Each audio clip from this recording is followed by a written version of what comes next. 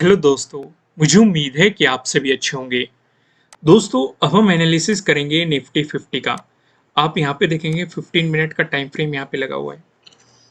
Market ने आज फिर वही रेंज बरकरार रखी जो आपको 17 को देखने को मिली थी, और आपको ये बताया गया था कि अगर मार्केट उसी रेंज में घुमा तो आपको पोजीशन नहीं लेनी है, आपको ट्रेडिंग नहीं करनी है, आपको इंतजार करना है।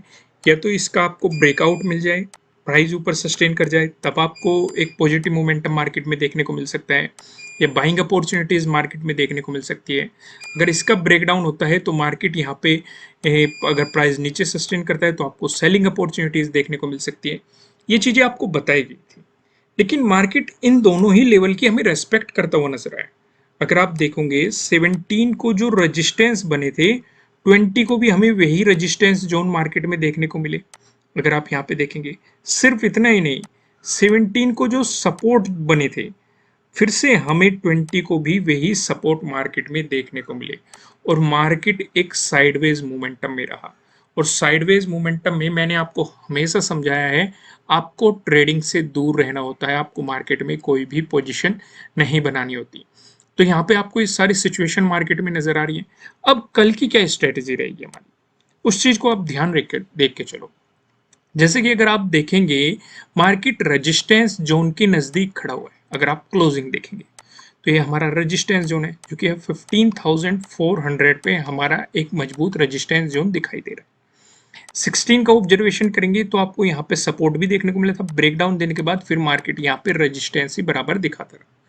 तो हमारे लिए कंडीशन रहेगी कि हमें इस लेवल का ब्रेकआउट मिल जाए, प्राइस ऊपर सस्टेन कर जाए, या फिर आपको एक गैप अप ओपनिंग मिल जाए। गैप अप ओपनिंग में भी दो कंडीशन रहेगी। अगर गैप अप ओपनिंग मिलेगी, अगर मार्केट नेगेटिव होना शुरू होगा, यानी कि उस गैप को फिल करने की कोशिश की, तो आपको बाइंग पोजीशन नहीं बनानी है। बाइंग पोजीशन उस स्थिति में कब बनानी है, मान लो मार्केट गैप अप ओपन हो गया, अगर मार्केट यहीं से ही पॉजिटिव मोमेंटम देना शुरू कर दिया तो आपको बाइंग अपॉर्चुनिटी मिल जाएगी। लेकिन अगर मार्केट इस गैप को फिल करने आ गया तो आपको बाइंग पोजीशन नहीं बनानी है। आपको बाइंग पोजीशन तब बनानी है जब मार्केट ने जो हाई बनाया है, मार्केट यहाँ पे सपोर्ट लेके जब इस हाई का ब्रेकआउट दे देगा, और अगर वॉल्यूम अच्छा खासा रहा, तब आप बाइंग अपॉर्चुनिटीज के बारे में सोच सकते हैं। और अगर ये हाई के नजदीक चला गया, वॉल्यूम नहीं रहा, तो तब भी बाइंग पोजीशन नहीं बनानी है, क्योंकि वो रेजिस्टेंस की तरह एक्ट करके आपको साइडवेज मोमेंटम दे सकता है। समझ में आ गई आपको बात। यहाँ पे अगर आपको इसका ब्रेकआउट मिलता है तो आपको यहाँ पे 20 के हाई का, यानी कि डे हाई का भी आपको ब्रेकआउट मिल जाएगा। साथ ही साथ 17 का जो डे हाई बना है, आपको इसका भी ब्रेकआउट मिल जाएगा। तो यहाँ पे डे हाई के ब्रेकआउट वाली स्ट्रेटेजी भी आपके लिए काम करती हुई दिखाई देगी। वहीं पे बात करें, अगर मार्केट ने आपको नेगेटिव मोमेंटम दिखाया, तो सेलिंग पोजीशन नहीं बनानी है। कब तक नहीं बनानी है, जब तक कि मार्केट जो ये सपोर्ट जोन है इसका ब्रेकडाउन नहीं दे देता, तब तक आपको नेगेटिव पोजीशन के बारे में सोचना नहीं चाहिए। अगर मार्केट ने इसका ब्रेकडाउन दे दिया, प्राइस नीचे सस्टेन कर गया, तो आपको 20 के डे लो का भी ब्रेकडाउन मिल जाएगा। यहाँ पे आप देख रहे हो 17 के डे लो का भी ब्रेकडाउन आपको मार्केट में मिल जाएगा। तो यहाँ पे डे लो के ब्रेकडाउन वाली स्ट्रेटेजी भी आपके लिए काम करती हुई दिखाई देगी। ये तो डिस्कशन हो गया अगर मार्केट ने पॉजिटिव मोमेंटम दिखाया तब, या नेगेटिव मोमेंटम दिखाया तब। तीसरा डिस्कशन जो सबसे ज्यादा जरूरी है, अगर मार्केट ने फिर से आपको साइडवेज मोमेंटम दिखाया, क्योंकि मार्केट जिस लेवल पे खड़ा है ये एक सपोर्ट जोन है, और मैंने समझाया है, मैंने निंजा मेंबर्स को समझाया था 1 वीक के टाइम फ्रेम पे। आप यहाँ पे देखेंगे मार्केट सपोर्ट जोन पे खड़ा है, ये मैंने एक्सप्लेन किया था। पहले मार्केट ने यहाँ पे रेजिस्टेंस दिखाया था, फिर मार्केट ने इसका ब्रेकआउट दिया, यहाँ पे सपोर्ट दिखाया, और अभी भी सपोर्ट जोन पे खड़ा है। तो जब तक मार्केट सपोर्ट जोन से ऊपर रहेगा, तब तक हम एक पॉजिटिव मोमेंटम की या उम्मीद कर सकते हैं। समझ रहे हो ना।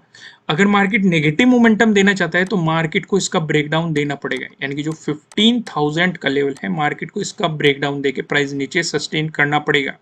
ये मैंने निंजा मेंबर्स की जो वीडियो बनाई थी उसमें डिटेल में एक्सप्लेन किया था, जब मैंने वीकली एनालिसिस किया था निफ्टी 50 का, और बैंक निफ्टी में भी मैंने आपको बताया था कि मार्केट कहाँ पे खड़ा हुआ है। चलो मैं फिलहाल वापस आता हूँ।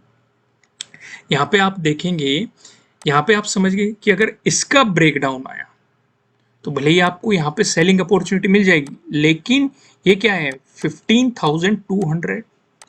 अभी मैंने क्या कहा आपको कि 15,000 तक एक सपोर्ट जोन रहेगा। अगर मार्केट ने 15,000 का ब्रेकडाउन दे दिया तब आपको और बड़ी नेगेटिव अपॉर्चुनिटी मार्केट में देखने को मिल सकती है। तो इसलिए आपका टारगेट 15,000 से ज़्यादा नहीं होना चाहिए अगर मार्केट ने इसका ब्रेकडाउन दिया। समझ रहे हो ना, क्योंकि 15,000 एक इंपॉर्टेंट सपोर्ट के रूप में काम करता हुआ आपको दिखाई देगा। यहाँ तक चीज़ें क्लियर होगी। देखो, कुछ भी समझ में ना आया हो तो वीडियो को वापस जाके देखना, तब भी समझ में ना आए तो आप कमेंट करना, हम आपको अलग से एक्सप्लेन करने की कोशिश करेंगे अगर ज़्यादा लोगों की समस्या है। यहाँ पर डिस्कशन कर लेते हैं नो ट्रेडिंग जोन का। अब नो ट्रेडिंग जोन का डिस्कशन करने से पहले वीडियो को लाइक कर दो, और अगर नए हो तो चैनल को सब्सक्राइब कर लो और बेल आइकन भी प्रेस कर लो। अब वीडियो लाइक नहीं करते तो यहाँ पे आप देखेंगे आपको दो रेड लाइन दिखाई दे रही है। ऊपर लेवल लाइन की बात करेंगे 15,399, जो कि आप देखेंगे 17 का हाई भी है। नीचे लेवल की बात करेंगे 15,185, जो कि आप देखेंगे 17 का लो है। यानी कि आपको यहाँ पे क्या दिखाई दे रहा है, ये सेम वही जोन है जो हमने अभी डिस्कस किया, इसलिए हम यहाँ पे ज़्यादा टाइम नहीं लगाएंगे। यहाँ पे आपको सारी चीज़ें वही ध्यान रख के चलनी है। अगर मार्केट इसी बीच बना रहा तो आपको कोई भी ट्रेड नहीं लेनी है, बस अपनी ऑब्जर्वेशन स्किल को पॉलिश करो, ऑब्जर्वेशन बढ़ाओ, बस मार्केट को देखते रहो, कोई पोजीशन नहीं बनानी है। अगर आपको मिलता है इसका ब्रेकआउट, प्राइस ऊपर सस्टेन किया तो आपको मिलेगी बाइंग अपॉर्चुनिटीज। ऊपर की तरफ क्या लेवल होंगे हम आगे डिस्कस करेंगे। अगर आपको मिला आपको इसका ब्रेकडाउन, प्राइस नीचे सस्टेन करता है तो आपको मिल सकती है सेलिंग अपॉर्चुनिटीज, मार्केट में आपको देखने को मिल सकती है। ध्यान ये भी रखना है, इसका ब्रेकआउट मिला तो 17 के डे हाई का ब्रेकआउट मिलेगा, 20 के भी डे हाई का ब्रेकआउट मिलेगा। इसका ब्रेकडाउन मिला तो 17 के डे लो का भी ब्रेकडाउन मिलेगा, 20 के डे लो का भी आपको ब्रेकडाउन मिलेगा। तो आपको और भी ज़्यादा कंफर्मेशन हो जाता है उसी डायरेक्शन में मार्केट के मोमेंटम करने का। अब प्राइस एक्शन की मदद से हम सपोर्ट और रेजिस्टेंस के बारे में जान लेते हैं।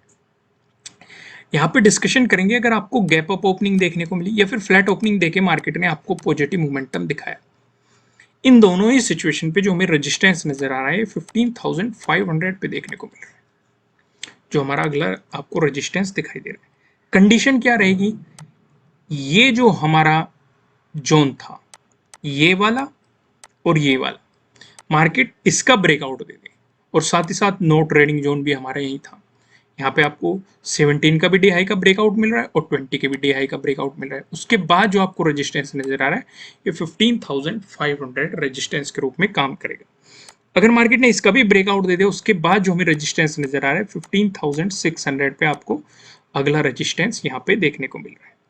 क्लियर है, कोई कंफ्यूजन नहीं है। दूसरा डिस्कशन करते हैं, अगर आपको गैप डाउन ओपनिंग देखने को मिली या फिर फ्लैट ओपनिंग देके मार्केट ने आपको नेगेटिव मोमेंटम दिखाया, इन दोनों ही सिचुएशन पे जो हमें सपोर्ट नजर आ रहा है 15,200 पे नजर आ रहा है।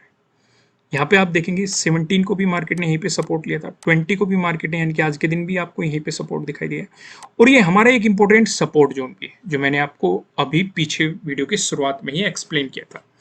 अगर इसका ब्रेकडाउन मिला तो 17 के भी डे लो का ब्रेकडाउन मिल जाएगा और 20 के भी डे लो का आपको ब्रेकडाउन मिल जाएगा। ऐसी स्थिति में जो हमारा सपोर्ट बन के आएगा वो रहेगा 15,100, आपके लिए अगला सपोर्ट रहने वाला है। क्लियर है, कोई कंफ्यूजन नहीं, सारी चीज़ें क्लियर है। अब हम फिर से वहीं आते हैं जो हमने निंजा मेंबर्स के साथ एक्सप्लेन किया था। यहाँ पे मैं आपको थोड़ी चीज़ें और बता देता हूँ। 1 वीक के टाइम फ्रेम पे आपको ये मार्केट सपोर्ट जोन पे दिखाई दे रहा है, तो जब तक ये सपोर्ट जोन पे दिखाई देगा तब तक आपको बहुत ही सोच समझ के और विदाउट स्टॉप लॉस आपको काम नहीं करना है।